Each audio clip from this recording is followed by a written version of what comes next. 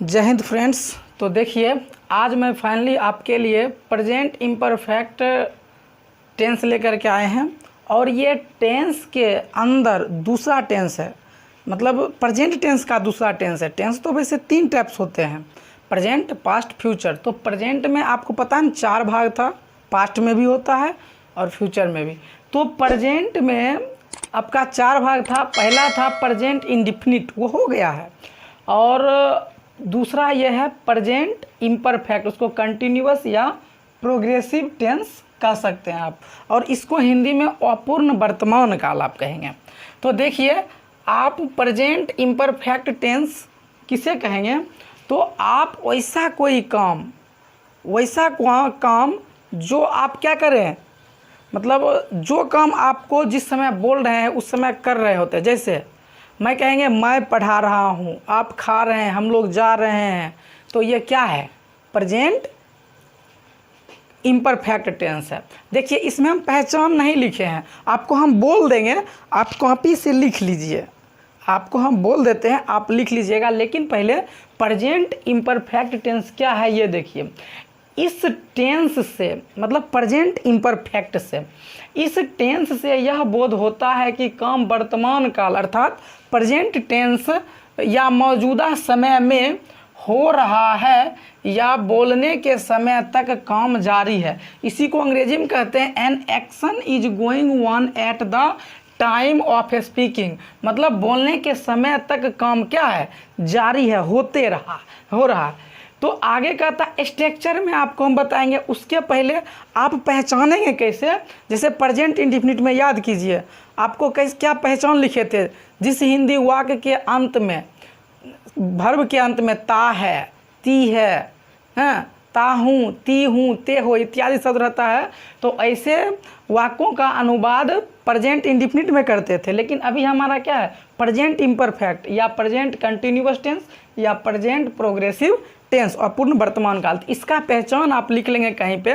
पहचान होता है जिस हिंदी वाक्य के क्रिया के अंत में रहा है, रही है, रहे हो, रहे हैं इत्यादि शब्द रहे, तो ऐसे वाक्यों का अनुवाद प्रेजेंट इम्परफेक्ट टेंस में किया जाता है। हो गया? फिर से सुनिए। वैसे वाक्य जिस हिंदी वाक्य के क्रिया के अंत में रहा है, रही है, रहे हो, रहा हूँ, रही हूँ, रहे हैं इत्यादि शब्द रहे, तो वैसे वाक्यों का अनुवाद किसमें किया जाता है? प्रेजेंट इम्परफेक्ट टेंस में किया जाता है। अब आप देखिए, इसका स्ट्रक्चर अगर आप देखेंगे तो इसका स्ट्रक्चर लिखेंगे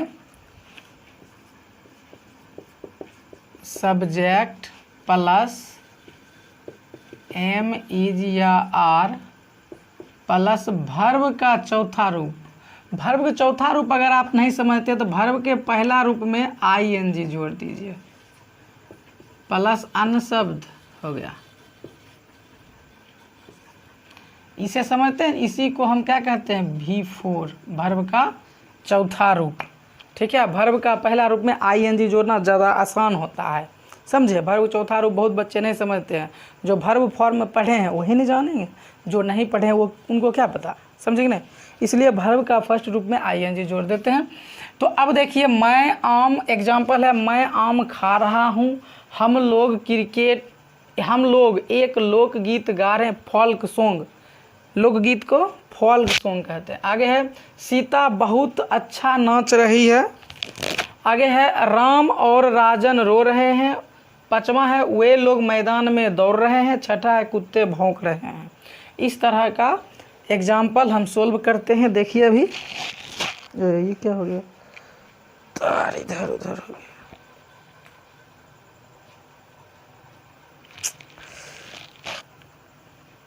चलिए, तो देखिए, अब हम इसे सोल्व करते हैं। मैं आम खा रहा। अच्छा, एक चीज़ और आप देखिए, आई के साथ आप लगाइए एम, यहाँ है ना सब्जेक्ट, यही सब आएगा। एम इज आर किसके साथ क्या आएगा? अब देखिए, ही, सी, इट, एक नाम रहेगा राम, या ऐसे रह सकता है मेरा भाई, माय ब्रदर। इन सब में आप क्या लगाएंगे, इज। क्या लगाएंगे, इज। अब आप देखिए, अब आगे वी, यू, दे, यहाँ राम के बदले में राम एंड श्याम रहेगा।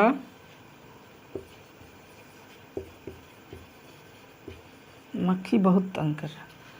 माय ब्रदर के जगह पर माय ब्रदर्स, मेरे भाई लोग रहेगा। इन सभी के साथ आप आर देंगे। इसको आप एक बार लिख लीजिए, इसको ज़रूर आप कहीं पे लिखिए। आई के साथ am, he, she, it, Ram, my brother, singular noun, singular noun के साथ is, we, you, they, Ram and Shyam.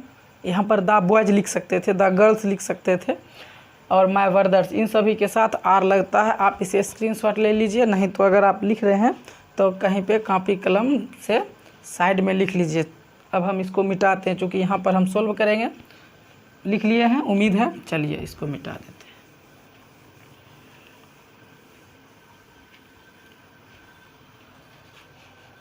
देखिए आगे, मैं आम खा रहा हूँ। मैं सब्जेक्ट है, आई हो जाएगा। आई के साथ आपको पता है एम लगेगा, एम। अच्छा, उसके बाद खाना, खाना का ईट होता है, आई एन जी जोड़ दीजिए, हो गया ईटिंग। भी फोर इसी को कहते हैं, eat plus I N G, eating. पहला रूप में आई एन जी जोड़िए या भी फोर डायरेक्ट बोलिए। आई एम ईटिंग, क्या, आम। ऑब्जेक्ट हो जाएगा ए, मैंगो। हो गया। अब सेकेंड नंबर क्या है, हम लोग एक लोक गीत गा रहे हैं। हम लोग का वी होता है। चलिए सब्जेक्ट वी हो गया। अब वी के साथ आर लगता है, वी आर। अब वर्ब का पहला रूप क्या है, गाना। गाना का क्या होता है, सिंग, एस आई एन जी, सिंग। तो हो जाएगा सिंगिंग। क्या, एक लोकगीत, ए फोल्क सॉन्ग। ये हो गया। अब थर्ड नंबर में देखिए, सीता बहुत अच्छा नाच रही है। नंबर 3 में सीता, सब्जेक्ट हो जाएगी सीता, सीता हो गई सब्जेक्ट। सीता के साथ इज लगेगा, अभी हम राम लिखे थे, सब्जेक्ट सीता, इज लग गया। अब वर्ब का पहला रूप क्या है, नाचना ना, नाचना। तो नाचना का डांस होता है, DANCE नहीं देंगे, ING जोड़ेंगे, डांसिंग।